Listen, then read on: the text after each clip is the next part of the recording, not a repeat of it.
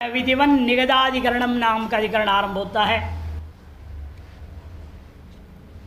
द्वितीयाधिकरणम आरचयते।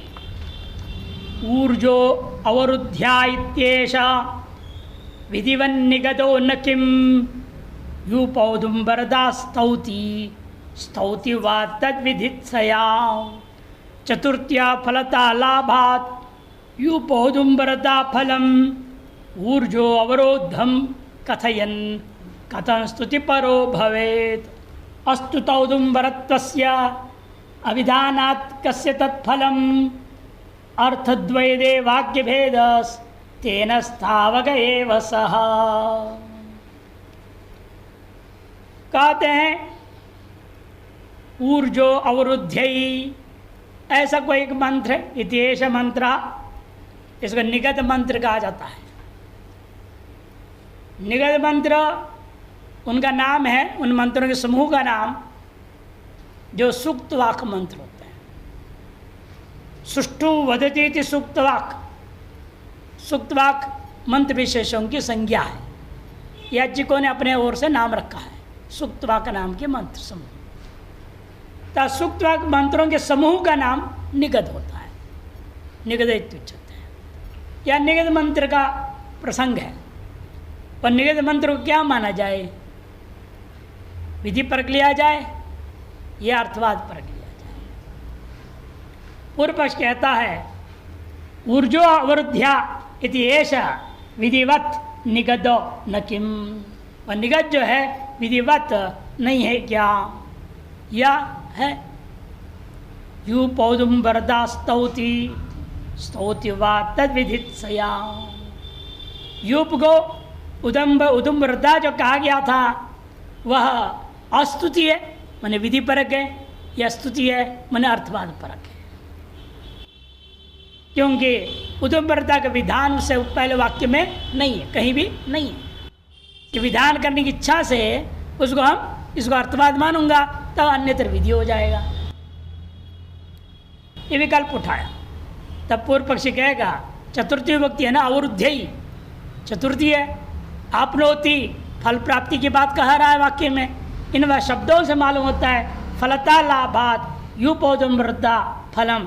यूप में औदुम्बरदा का जो कथन है फल विशेष प्राप्ति के लिए है, अतः विधि ही मानना चाहिए। ऊर्जो अवरोधम कथयन् कथं स्तुति परो भवेत्। ऊर्जो अवरोधम कथयन्, ऊर्जा माने रस का नाम ऊर्ज होता है, विशेष बल का नाम ऊर्जा। ऊर्जा मंत्रालय भी बोलते हैं, इसलिए बिजली विभाग को ऊर्जा मंत्रालय कहा जाता है। ऊर्ग ऊर्जा, ऊर्जी ऊर्जी मुस्लिम में बनता है। ऊर्ग ऊर्जी ऊर्जी, नरजय का संयोग होता है वहाँ पर।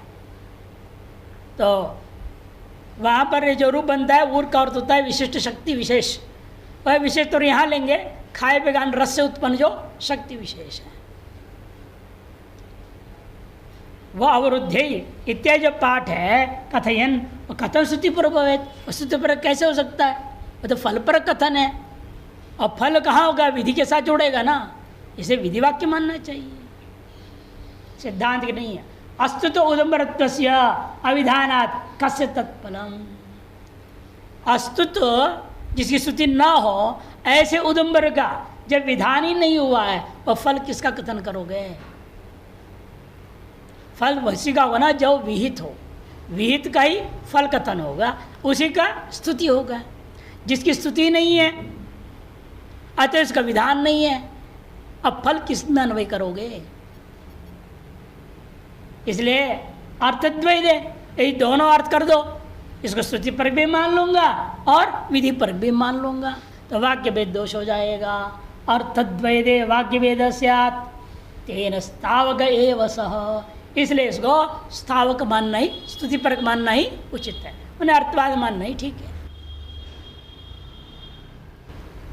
ऊर्णो अवरोधम कथयन् इत्यादि इदम आम्नायते। वेद में यह मंत्र ऐसा पठित है, औदुम्बरो यूपो भवति ऊर्ग वा उदुम्बरः ऊर्ग पशवः ऊर्जैवस्मा ऊर्जम पशून् आपनोति ऊर्जो अवरुद्ध्यै इति। अवरुद्ध्य था, ऐ को ऐसे आया आदेश अगर लोप हो गया अवरुद्ध्या ऐसे दिख रहा है, अवरुद्ध्य मंत्र इति समाप्ति के लिए प्रयोग कर दिया, अलौकिक है। अवरुद्ध्य स्रोत है, अलौकिक है, इति लौकिक इति प्रयोग हो गया, फिर ये जैसे आया आदेश के आकार का लोप हो गया। मंत्रार्थ स्वयं बता रहे हैं, उदुम्बर रूपया ऊर्जा, उदुम्बर रूपी ऊर्जा से यजमानार्थम अध्वर्यो, यजमान के लिए अध्वर्यो पशु रूपाम ऊर्जम आपनोति, पशु रूपा ऊर्जा को प्राप्त कर लेता है।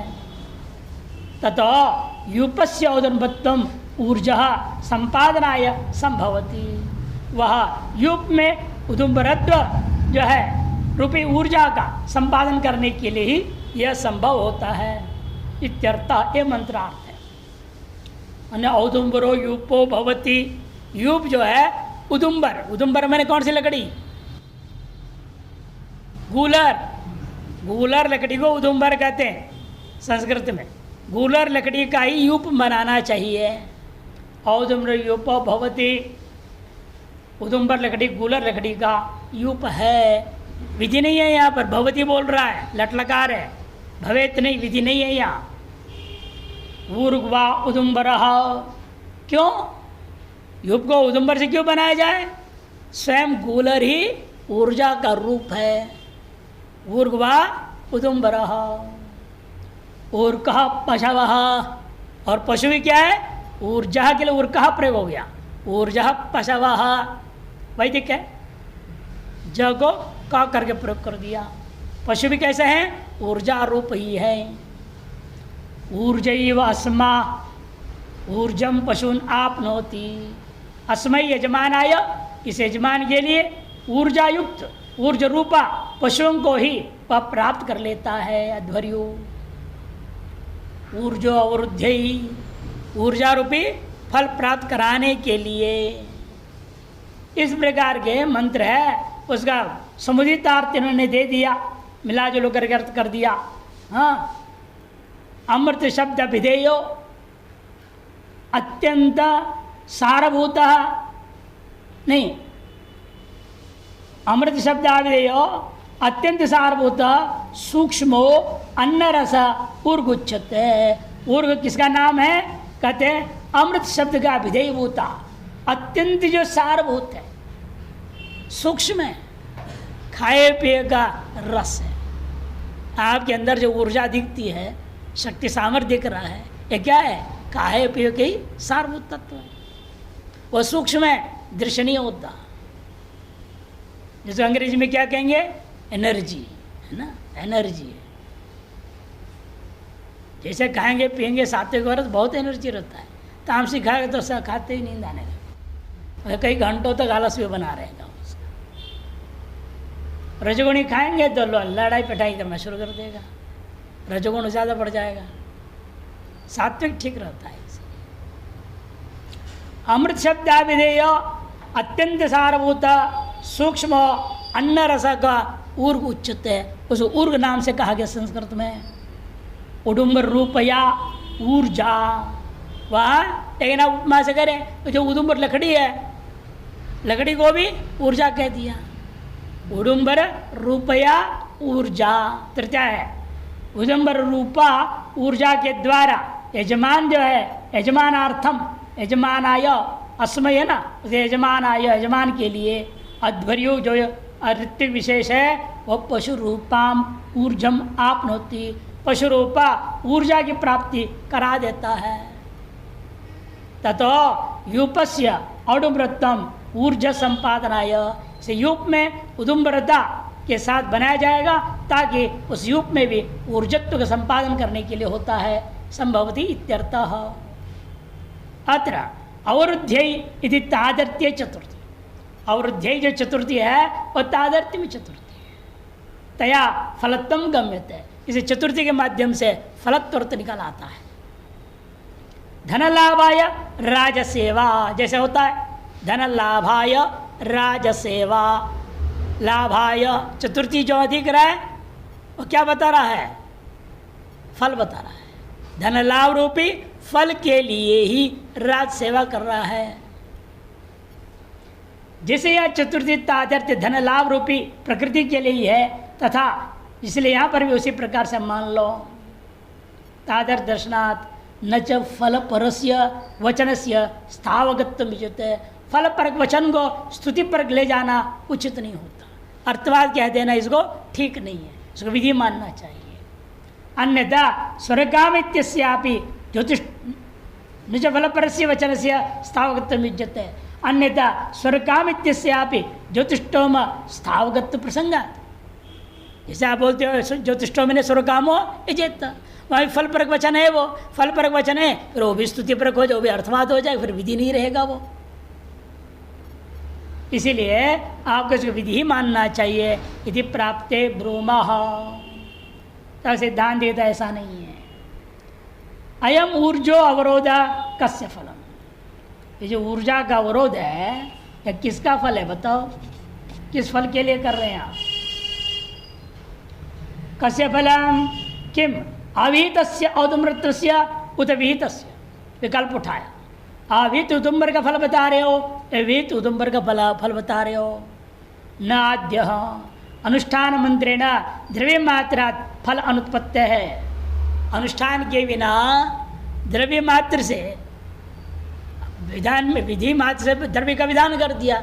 युग जो है आप उदुम्र लकड़ी का बनाइए, लेकिन जब तक अनुष्ठान नहीं होगा वो फलाय भव न भवती, फल के लिए उपयोग हो ही नहीं सकता। कोई भी हो वस्तु द्रव्य, दधना ज्योति कह दिया, दही से हवन करो, लेकिन जब तक करेंगे नहीं वो करना तो किस काम का है। इसलिए कहते हैं जानने से काम, द्रव्य मात्र से कार्य सिद्ध नहीं होता, द्रव्य का अनुष्ठान करना पड़ेगा तब का फल सिद्ध होता है। अनुष्ठान मंत्रेण द्रव्य मात्रात् फल अनुत्पत्ति है। द्वितीय पक्ष लो विहित के लिए, द्वितीय किम मंत्र विधि प्रत्यक्ष उत उन्नेय। द्वितीय पक्ष में पूछूंगा यदि विहित है तो उदम्बर का विधान करने वाला वाक्य कौन सा है, किस वाक्य से उदम्बर का विधान हुआ? यही मंत्र विधान कर रहा है या कोई दूसरा विधि है? किम मंत्र विधि प्रत्यक्ष उत उन्नेय न आद्य। प्रत्यक्ष तो नहीं हो सकता, क्या कई विधि वाक्य के अनुरूप कोई शब्द ही नहीं है। जैसे औदुम्बरो यूपो भवती बोला, भूयात या भवेत ऐसे कुछ बोलते तो हम मान लेते वही विधि है, लेकिन भवती है यहाँ पर। पूर्व पक्ष कहेगा ये लेट लकार मान लो, लट मत मानो। जैसे समिधो यजति, तनुपातम यजति, एड़ो यजति, है ना, ऐसा है ना, यजति यजति यजति बोल रहे हैं, देखने में लट दिखता है वो लेट, लेट होने से विधि परक हो गया। यहाँ भी ऐसे मान सकते हैं, लेट लकार शंका उठाएगा। तब कहते हैं नाद्य औडुम्बरो युपभवति इत्यत्र लिंग प्रत्यय अश्रवणा।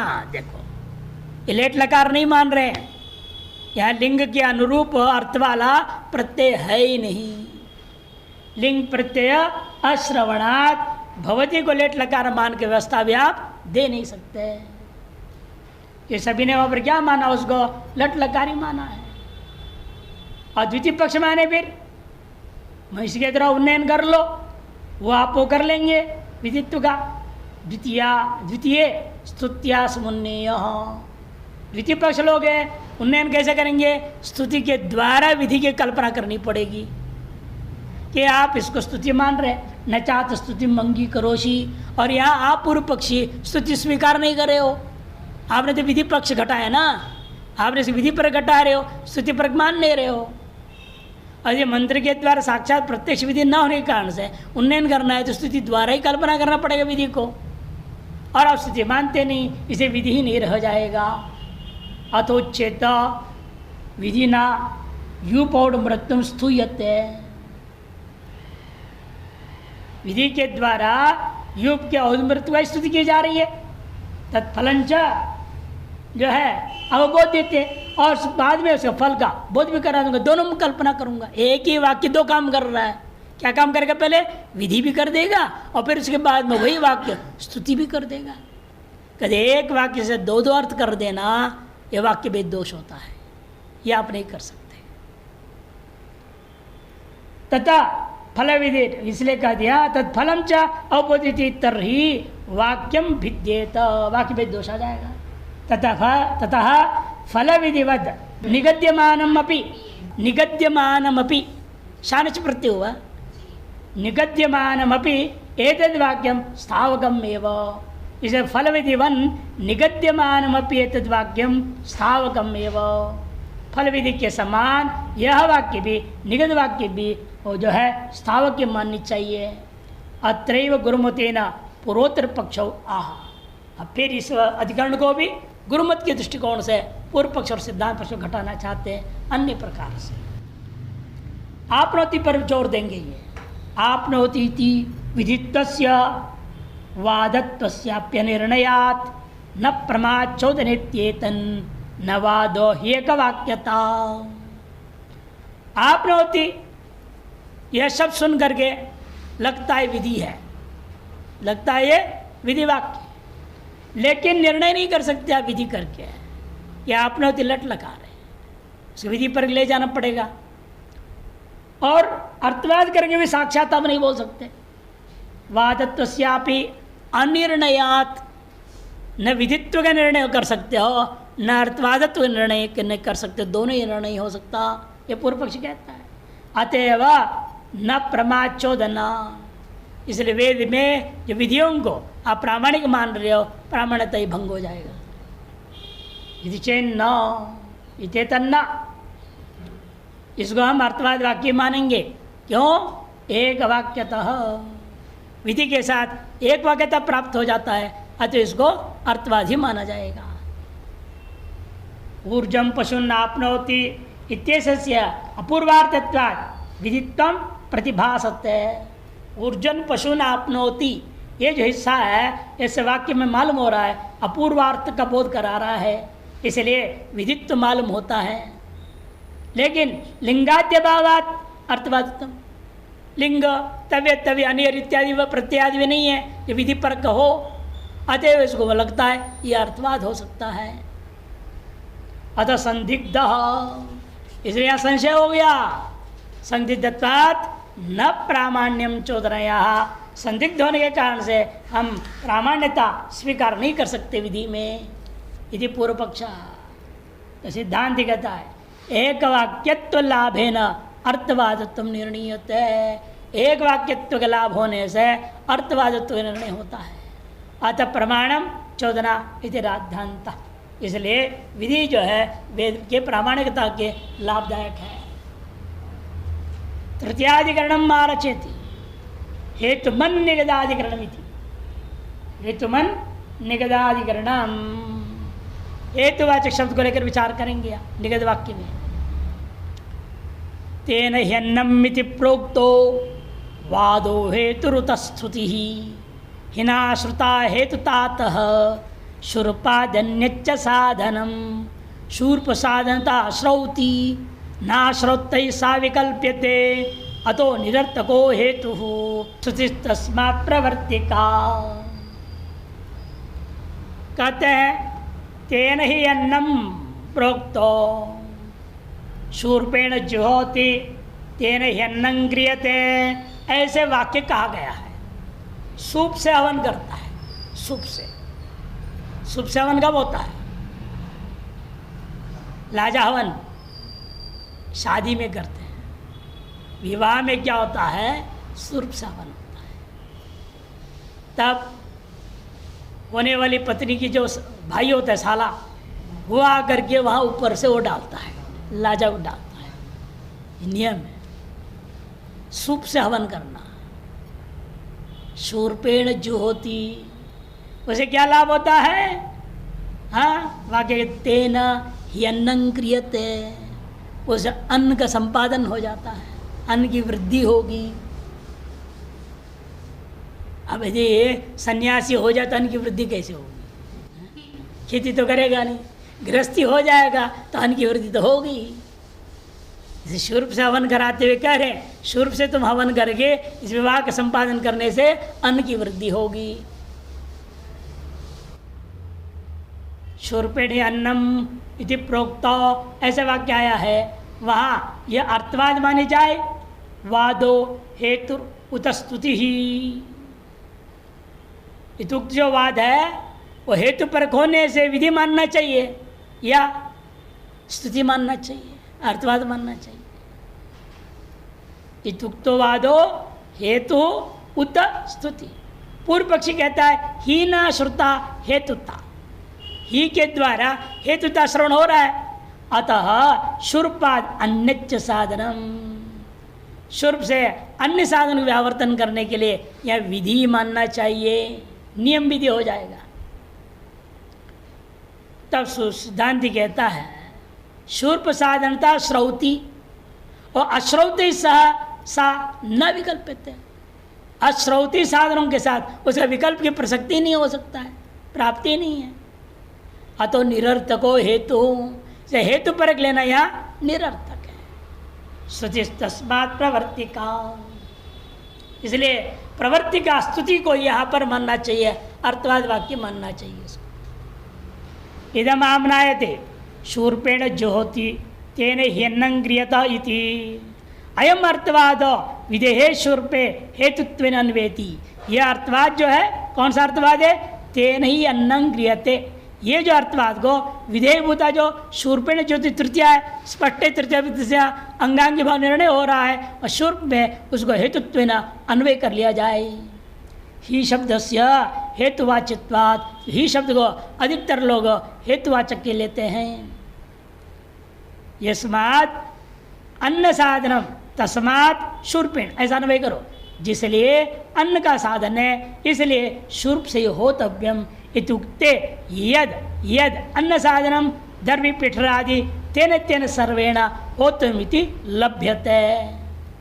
जो जो अन्न का साधन है दर्वी पिठर आदि उन सभी के द्वारा हवन करना चाहिए, लाभ हुआ। तथा पिठरादियों को हटा करके शूर्पेण सह विकल्पत्वात्, शूर्प पिठरादि के साथ शूर्प को लेकर के विकल्प हो जाएगा। सह विकल्पन्ते इति प्राप्ते ब्रूमः, ऐसा विकल्प नहीं सिद्ध कर सकते हैं, विकल्प विधि नहीं बना सकते। हेतु परक ही को लेकर के इस विधि में शूर्पेण, शूर्प एक कहा जा रहा है, वह शूर्प कहते ही क्या हो रहा है? अन्य सब प्राप्त का निषेध हो जाता है, लेकिन उल्टा कर अन्य के साथ विकल्प करो, तो सिद्धांत ऐसा नहीं कर सकते हैं। न विकल्पन्ते शूर्पस्य होम साधनत्वम श्रौतम, शूर्प जो है होम के प्रति साधन है, ये तृतीय विभक्ति से स्पष्ट ही श्रवण हो रहा है, श्रौत है वो। तृतीय तदवगमात, तृतीय विभक्ति से निश्चय हो चुका है। पिठरादि नाम तो आनुमानिकम, पिठरादि अन्य से भी हम हवन कर सकते हैं, बर्तन से हवन कर दो, थाली से कर दो, नहीं परात से कर दो, अनेकों तरीके हैं ना करने के लिए, सीधे हाथ से ही गिरा दो स्वाहा, क्या दिक्कत है? ये सब लेकिन अश्रौति है, आनुमानिक है, प्रत्यक्ष श्रुति नहीं है। हाँ विकल्प जो खड़ा कर रहे हो आनुमानिक है, प्रत्यक्ष नहीं है, वो श्रुति नहीं है। अतएव अतो असमान बलत्वात् न विकल्पो युक्त, समान बल होता तो विकल्प होता, ये समान बल नहीं है इसे विकल्प नहीं हो सकता। पिठरादि नाम तो आनुमानिकम अतो असमान बलत्वात् न विकल्प युक्त ततो हेतुर्व्यर्थ, से ही को हेतु परक लेना व्यर्थ है। स्तुतिस्तो जो है प्ररोचनाय उपयुक्त, और स्तुति परक मान लो केवल इसको तो प्ररोचन करने के लिए उपयुक्त हो जाएगा। तस्मात् स्तुतित्वेन अन्वय, स्तुतित्वेन ही अन्वय होगा, ये सिद्ध हो गया। विकल्प विधित्वेन अन्वय नहीं होगा, किंतु स्तुतित्वेन, हेतुत्वेन अन्वय करूंगा तो विकल्प विधि हो जाएगा।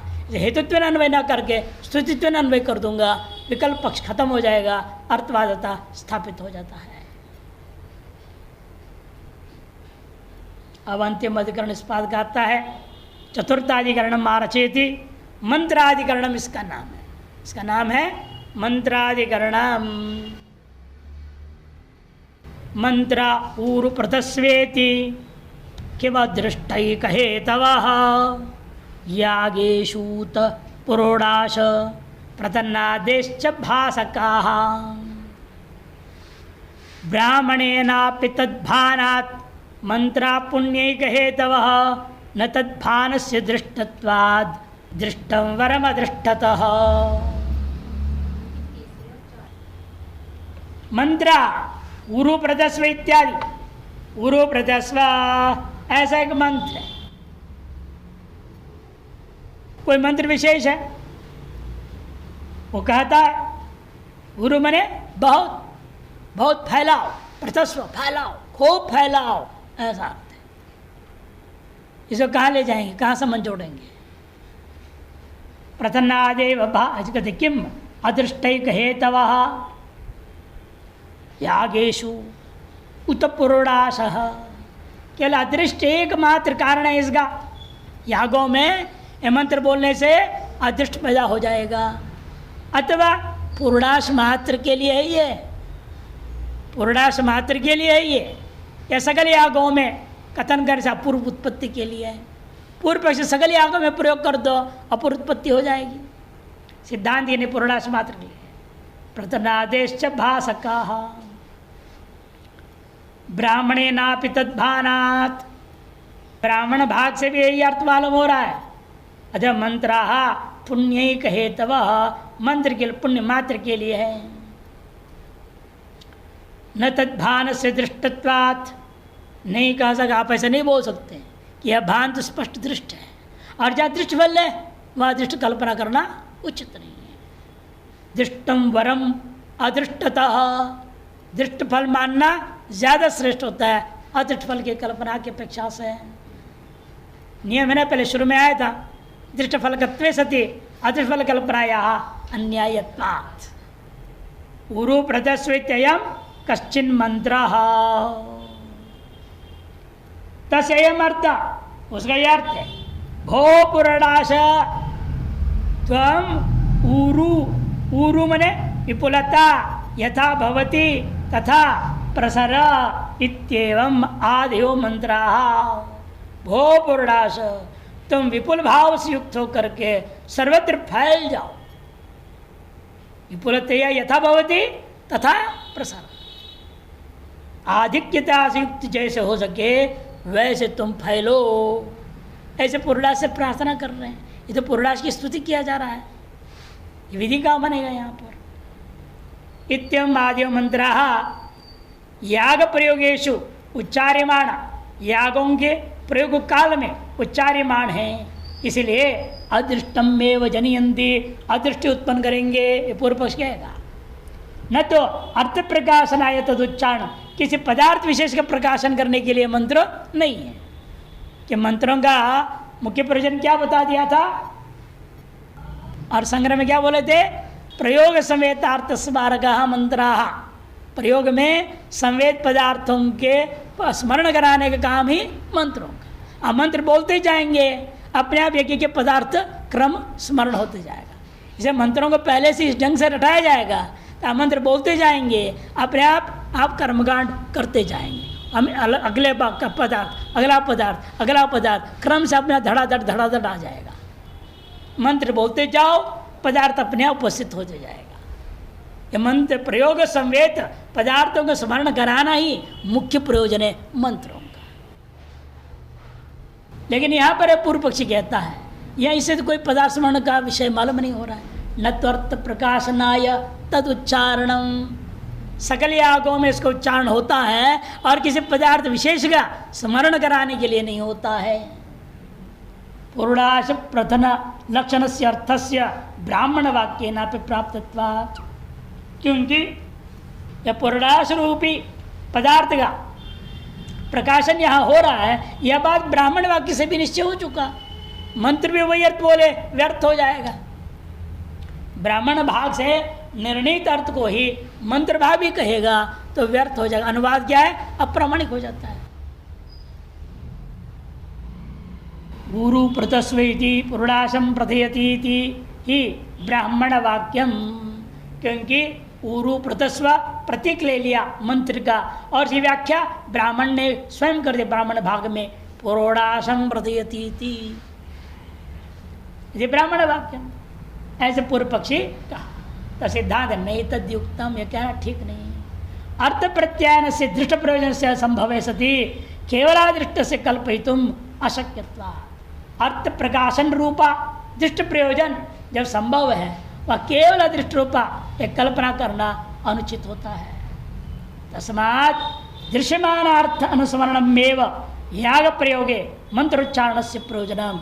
दृश्यमान पदार्थों का अनुस्मरण कराना, देखो दृश्यमान पदार्थों का ही अनुस्मरण कराना मंत्रों का काम है। इसलिए जब हवन आदि भी होता है, पूजा पाठ होता है, क्या करते हैं, सामग्री को व्यवस्था कर लेना पड़ता है। नहीं तो मंत्र बोलते जब सामग्री नहीं दिख रहा है तो ढूंढते रह जाओगे। व्यवस्थित रखना पड़ता है, यही पुरोहित का विशेषता है। उसको मालूम है पूरा क्रम, उस हिसाब से रख देता है। धड़ाधड़ आपको मिल रहा है हाथ में, फटाफट करते जा रहे हैं।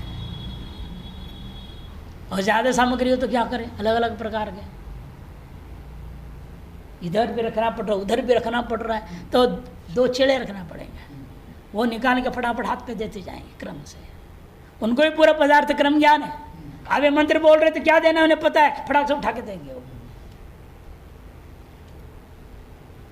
ये जरूरी, मंत्र बोलते जाए पदार्थ उपस्थित हो जाता है, ये दृष्टफल है।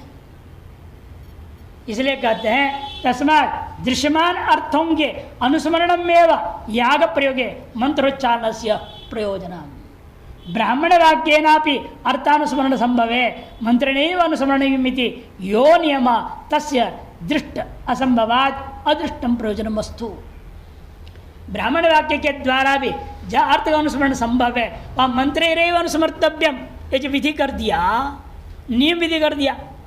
जब ब्राह्मण भाग से भी क्रम बोध हो सकता है और ब्राह्मण भाग का मंत्रों को न बोल करके मंत्र भाग के मंत्रों को ही बोलना, मंत्रेरैव अनुस्मर्तव्यम विधि कर दिया। इसका मतलब क्या हुआ, मंत्रों के अनुस्मरण करने का अदृष्ट मिलता है, इसे कोई संशय नहीं, वो हम मान लेंगे। ये करें इस नियम विधि के कारण से मंत्र द्वारा अनुस्मरण करने से अदृष्ट प्रयोजन मान लेते हैं। मंत्रेण नैव अनुस्मरणीयमिति यो नियम तस्य दृष्ट असंभवात्, उसका कोई दृष्ट बल संभव नहीं होने से वहाँ पर उतने अंश में अदृष्टम प्रयोजनमस्तु। अत्रैव मानांतरेण पूर्वोत्तर पक्ष आह, वही मानांतर में नहीं, प्रभाकर प्रमाणांतर के द्वारा पूर्व पक्ष और उत्तर पक्ष को अलग कथन करेंगे।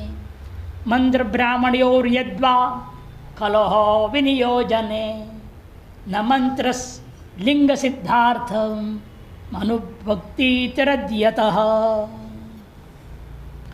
मंत्र और ब्राह्मण दोनों विनियोग करने आए, कोई एक है अंग, उस अंग का विनियोग करना, अंगांगी का विनियोग करना काम होता है।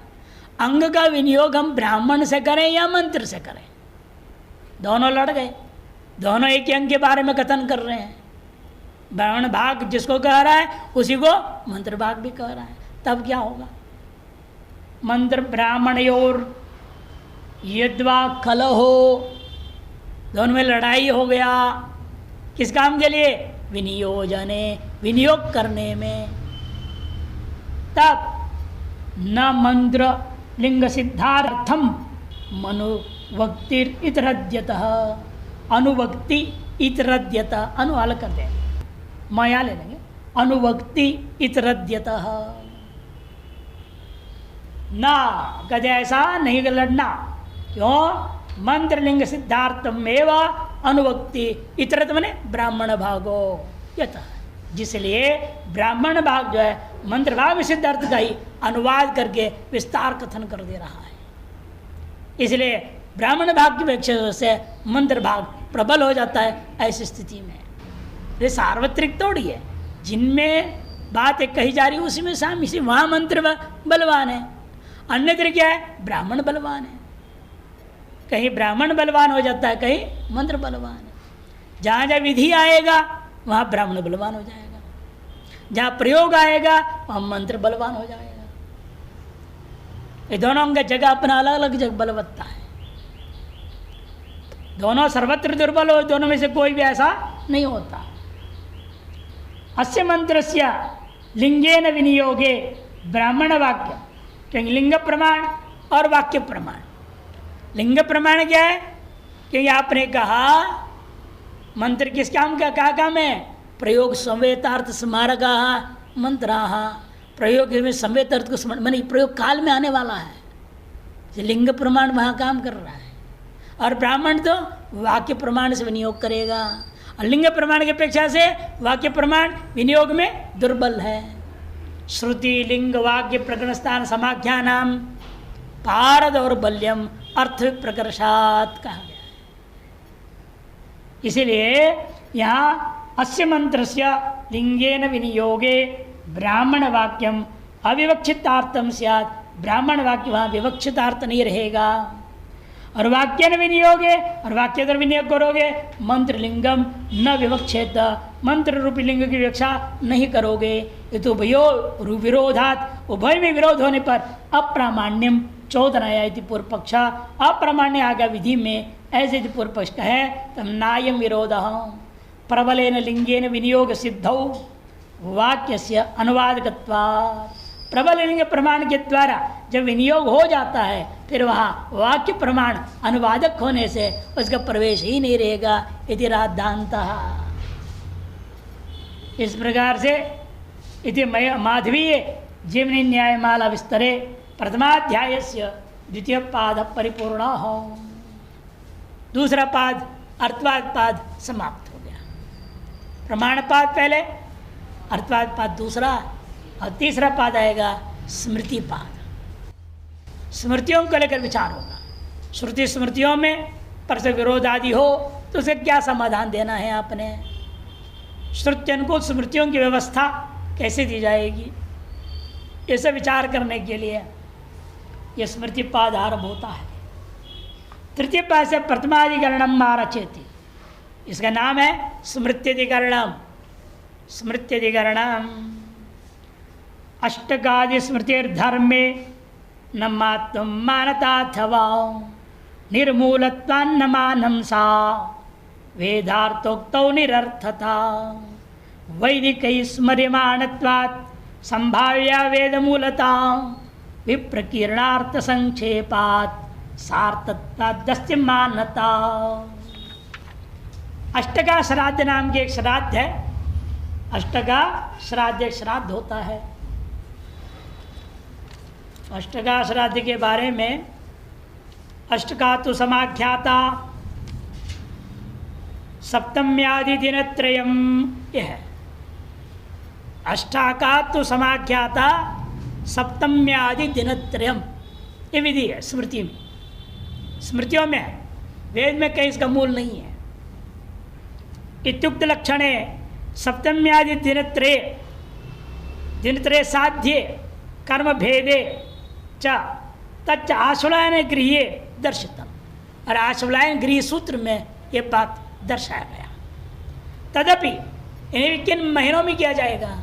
पौष माघ फाल्गुणानाम कृष्ण जो है सप्तम्यादिषु कर्तव्य, कृष्ण पक्ष के सप्तमी अष्टमी नवमी, पौष मास माघ मास और फाल्गुन मास, इन तीन महीनों के ही कृष्ण पक्ष के सप्तमी अष्टमी नवमी को की जाने वाली श्राद्ध का नाम अष्टका श्राद्ध करके वर्णन किया गया स्मृतियों में। तथा प्रधानम अष्टमी, उस अष्टमी तिथि का जो श्राद्ध है वो प्रधान श्राद्ध है। सप्तम्याम आरंभ, अष्टम्याम कृत्यम, नवम्याम च अंत्य अष्टका इति भेद, ये समझना चाहिए। अतएव इस भेद को ध्यान में रखते हुए अब इस स्मृति वाक्य के द्वारा कहा हुआ ये जो श्राद्ध कर्म है, क्या इस श्राद्ध कर्म को मानना चाहिए? वैदिक लोगों को करना चाहिए क्या? नया नहीं करना चाहिए। पूर्व पक्ष कहेगा नहीं करना चाहिए, वेद मूल है नहीं, इसे क्या करना है? तब कहते नहीं, जो शिष्ट लोग हैं, वैदिक लोग हैं, उनकी वंश परंपरा में अनादिकाल से चलाया हुआ है। इसे लुप्त वेद में इसका मूल मान लो। शिष्टाचार प्रयुक्त है ना, इसे मंगलाचरण है, नहीं है कोई भी क्या कहे। इसलिए विघ्न ध्वंस कामो मंगलम आचरेत, या सप्ति कामो मंगलम आचरेत, समाप्ति कामो, ऐसी कल्पना करो, श्रुति कल्पना करो, जो लुप्त वेद में कहीं ना कहीं रहा होगा, तब तो शिष्टाचार ने किया है। जैसे मंगलम सफलम अविगीत शिष्टाचार विषयत्वात् हेतु दिया उन्होंने, अविगीत शिष्टाचार विषयत्वात् दिया। इसीलिए हमारे वैदिक लोग जो निर्विवादित अविगित, जिसे विकार नहीं विवाद नहीं है, ऐसे जिन श्रेष्ठ पुरुषों के द्वारा आचरण किया जा रहा है और परंपरा से आया हुआ है, उसको तो आपको प्रामाणिक मानना ही पड़ेगा। अष्टकादि स्मृतिर धर्म में न मातम, इन स्मृतियों को धर्म में प्रमाण नहीं मानना चाहिए। मानता अथवा प्रमाण मानना चाहिए। निर्मूलत्वात् न मानम सा, कहते पूर्व पक्ष गएगा उसको प्रमाण नहीं माना, नहीं मानना, क्यों नहीं मानना, ये निर्मूल है, श्रुति रूपी मूल है ही नहीं। न मानम सा वेदार्थोक्तो निरर्थकता, वेदार्थोक्ति के कर संदर्भ में व्यर्थ ही उसका विचार करना है। यहाँ क्यों विचार कर रहे हैं आप उसको? यहाँ तो वेद के वाक्यों की चर्चा करने के लिए बैठे, अब आगे घुसा दिए जिसके श्रुति मूल ही नहीं है, उसकी भी निर्णय देने के लिए बैठ गए आप। तो कहते नहीं, देखो वैदिक ही स्मर्यमाणत्वात्, वैदिक लोगों के द्वारा स्मर्यमाण है, इसको अनर्थक नहीं बोल सकते। युक्ति हमने दिया है, जब हरि ओम बोलते हैं उसे विवाद हुआ तो मैंने ये युक्ति प्रयोग किया। जब वैदिक लोग हरि ओम बोल रहे हैं, आप कौन होते हैं आज बोलने वाले? गलत है।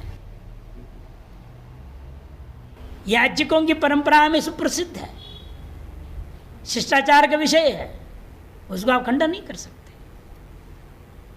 वैदिक स्मर्यमाणत्वा संभाव्य वेद मूलता, इसकी वेद मूलता संभावित है। ठीक है, वर्तमान जो वेद हमारे से उपलब्ध है 1,00,000 में 87,000 तो केवल है, बाकी 77,000 तो है नहीं, 73,000 तो है ही नहीं। उनमें कहीं हो गया इसका मूल क्या पता। तभी वैदिक परंपरा में विद्यमान है ये चीज। विप्रकीर्णार्थ संक्षेपात सार्थत्वात् अस्तिमानता, विप्रकीर्ण अर्थों को संग्रह करके वैदिकों ने प्रयोग किया है, इसलिए इसमें भी प्रमाणता माननी चाहिए।